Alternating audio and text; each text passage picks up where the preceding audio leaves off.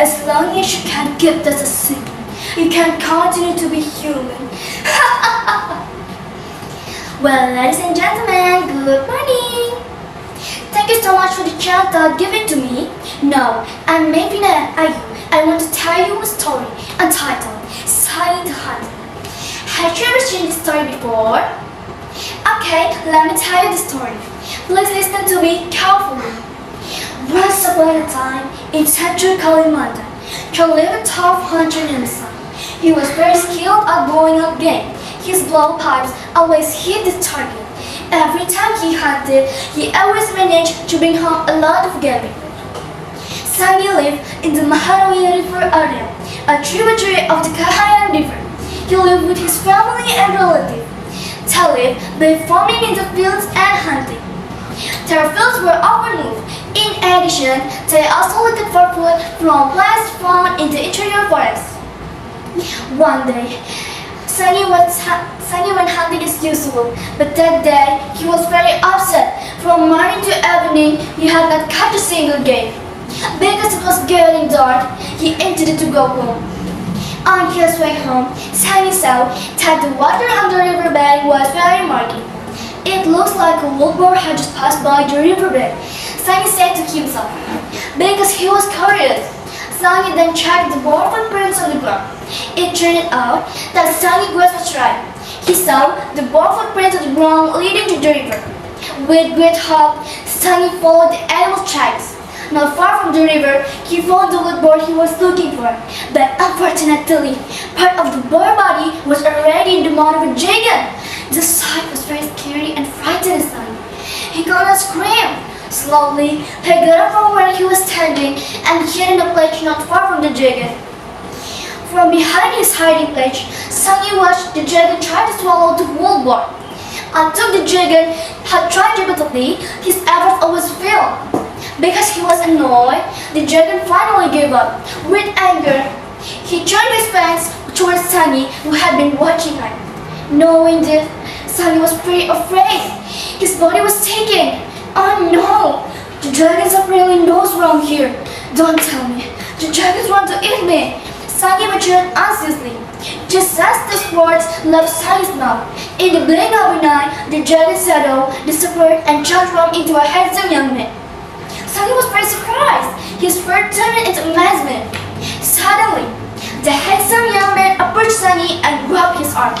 Hey young man, swallow the boar. You saw the beak of the dragon swallowing its prey. The handsome young man snapped. I can't, Sangi said in fear. How could I possibly swallow a boar that big? Sangi then approached the boar lying on the ground not far from him. It was amazing. Sangi easily swallowed the boar as if it were a big dragon. Sangi was amazed at himself. Why could this happen? This really doesn't make sense.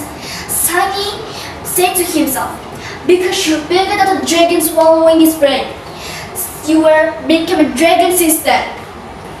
You can't deny what has happened, explained the handsome young man. What? I don't want to be a werewolf. I want to be an ordinary human, Sangi explained. Not accepting it, master, make me just an ordinary person, he cried pleadingly. Hearing Sangi's plea, the handsome young man laughed aloud. You don't need to worry, young man. As long as you can keep this a secret, you can continue to be human. Actually, you are a very lucky person.